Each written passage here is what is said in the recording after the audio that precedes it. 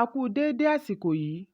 Kókó inú ìwé ìròyìn la mú wá fún yín láti inú àwọn ìwé ìròyìn ilé wa. Orúkọ tèmi ni Ọmọgbémisọ́lá ọmọ Alọ́gọ̀madẹ̀. Àwọn ọ̀jọ̀gbọ́n lórí ọ̀rọ̀ ìṣirò, ẹgbẹ́ àwọn agbanisíṣẹ́ pẹ̀lú àwọn ẹgbẹ́ òṣèlú mìíràn ni wọ́n ti fajúro sí ìgbésẹ̀ tuntun Ààrẹ Muhammadu Buhari àti ilé ìgbìmọ̀ aṣòfin lórí owó tí ó lé ní 22 tírílíọ̀nù (22.7 trillion naira) tí ìjọba náà ṣẹ̀ṣẹ̀ buwọ́lù lánàá fún níná.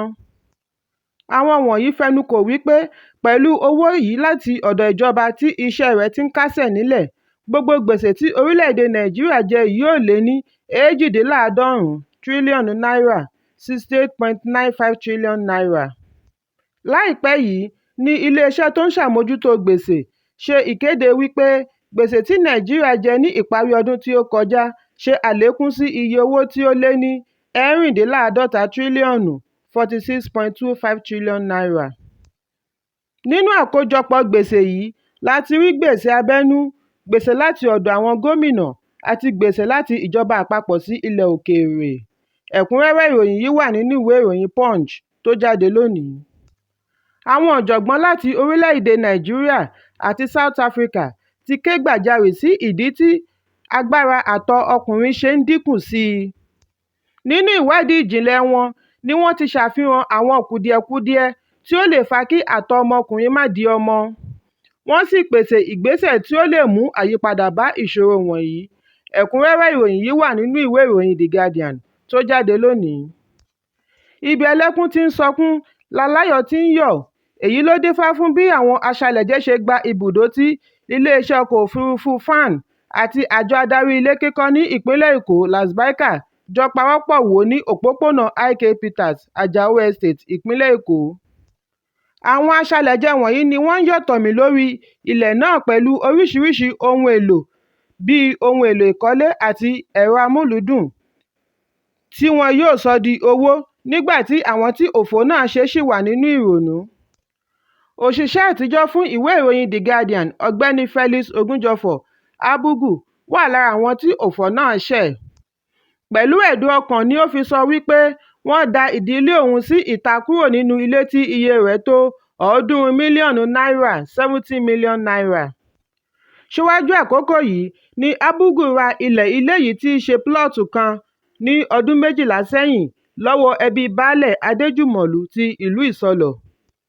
Ó ní gbogbo owó ni òun kó lé lórí láti lè pèsè ilé gbígbé fún òun àti ẹbí òun kí gbogbo rẹ̀ tó run ní àárín wákàtí kan. Ṣùgbọ́n iléeṣẹ́ FAN àti lasbika ṣe àwáwí ìdí fún ilé wíwó náà gẹ́gẹ́ bí èyí tí kò ní ìwé àṣẹ àti wípé orí ọ̀pá epo ni wọ́n kọ́ àwọn ilé náà sí, ní èyí tí ó léwu fún agbègbè àti pápákọ̀ Muritala Muhammed. Ẹ̀kúnrẹ́rẹ́ ìròyìn yìí wà nínú ìwé ìròyìn The Guardian bákan náà. Ààrẹ àṣẹ̀ṣẹ̀yàn Bọ́lá Ahmed Tinubu ti fèsì lórí awuyewuye tí ó ń lọ lórí ẹ̀rọ alátagbà nípa ọ̀rọ̀ afárá tí gómìnà ìpínlẹ̀ Rivers Nyesom Wike kọ́. Lálẹ́ àná, níbi ayẹyẹ àkànṣe fún Tinubu ni ó ti dá ọ̀rọ̀ náà sílẹ̀ wípé òun kò lè san owó afárá náà nítorí pé òun kò tíì gba ipò ààrẹ. Ó ní kò sí orúkọ tí wọn kò pe òun tán lórí ẹ̀rọ ayélujára, ṣùgbọ́n òun jáwé máwòbẹ̀. Ohun tí ó bá wù ẹlẹ́nu ni kó fẹnu rẹ̀ sọ lórí ẹ̀rọ alátagbà nítorí pé ọ̀fẹ́ lòun. Tinubu tẹ̀síwájú wípé òun ṣì ń ka ọjọ́ ni, òun kò tíì di ààrẹ. Owó afárá òun yàtọ̀ sí ìlérí tí òun gbọ́dọ̀ múṣẹ, ìdí nìyí tí òun ṣe wá. Ẹ̀kúnrẹ́rẹ́ ìròyìn yìí wà nínú ìwé ìròyìn Daily Post tó jáde lónìí. Lẹ́yìn ọ̀pọ̀lọpọ̀ awuyewuye àti wàhálà, ọkọ̀ jagunjagun òfurufú àti Air Peace kó ọmọ orílẹ̀-èdè Nàìjíríà tí iye wọn tó 376 láti orílẹ̀-èdè Egypt wá sí orílẹ̀-èdè Nàìjíríà. Àwọn ọkọ̀ òfurufú náà gbéra ní pápákọ̀ Aswan, ilẹ̀ Egypt ní aago 5 ìrọ̀lẹ́ lẹ́yìn ọ̀pọ̀lọpọ̀ ìdádúró, pẹ̀lú ìrètí wípé yóò balẹ̀ ní déédé aago 11 kọjá ìṣẹ́jú 13. Èyí túmọ̀ sí ìrìnàjò oníwákàtí 5. Ẹ̀kúnrẹ́rẹ́ ìròyìn yìí wà nínú ìwé ìròyìn The Nation tó jáde lónìí.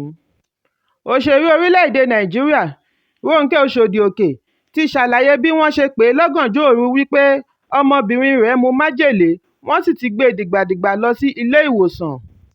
Lórí ẹ̀rọ alátagbà ni ó ti ṣàfihàn pẹ̀lú fídíò wípé ilé ìwòsàn mẹ́ta ni wọ́n gbé ọmọ náà lọ kí ó tó rí ìwòsàn. Ó ní ọ̀sẹ̀ mẹ́ta sẹ́yìn ni wọ́n pe òun ní ìpè ìjayà wípé ọmọ rẹ̀ tí ó wà ní iléèwé gíga mu omi tí ó ní àpapọ̀ hypo nínú. Ó tẹ̀síwájú wípé wọ́n fura sí àwọn ọ̀rẹ́ tàbí àwọn alábàágbé yàrá rẹ̀ fún iṣẹ́ ibi náà. Bí ó tilẹ̀ jẹ́ wípé kò dárúkọ iléèwé ọ̀hún, ó wá pe àwọn òbí láti mójútó ọmọ wọn. Bákan náà ni ó ṣe ìkìlọ̀ sí ilé ìwé ọ̀hún kí irúfẹ́ bẹ́ẹ̀ má bàa wáyé mọ́. Ẹ̀kúnrẹ́rẹ́ ìròyìn yìí wà nínú ìwé ìròyìn Vanguard tó jáde lónìí. Eré ìdárayá.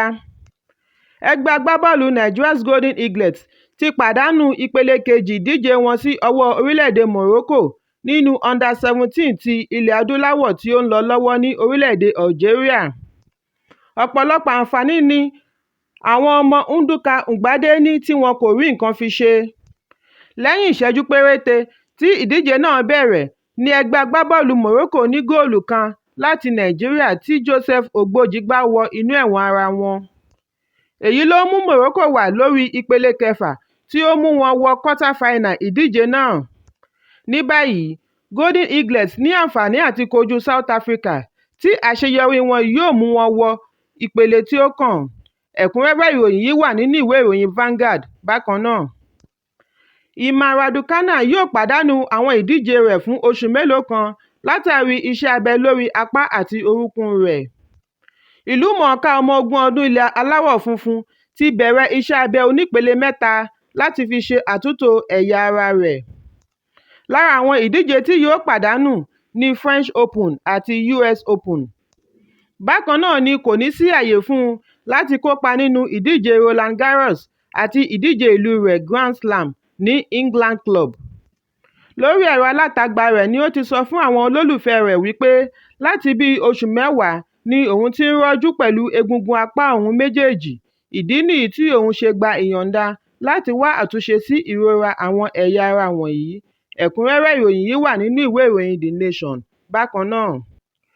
Kókó inú ìwé ìròyìn tòní kò ní jù báyìí lọ. Ẹ pàdé mi lọ́la fún àkọ́tún ìròyìn. Kí a tó lọ, ẹ má ṣaláì fi àríwísí yín ránṣẹ́, ìyẹn comment, kí ẹ sì bá wa subscribe sí ojúnà wa lórí YouTube kí Kókó Inú Ìwé Ìròyìn lè máa tẹ̀ yín lọ́wọ́ ní kíákíá.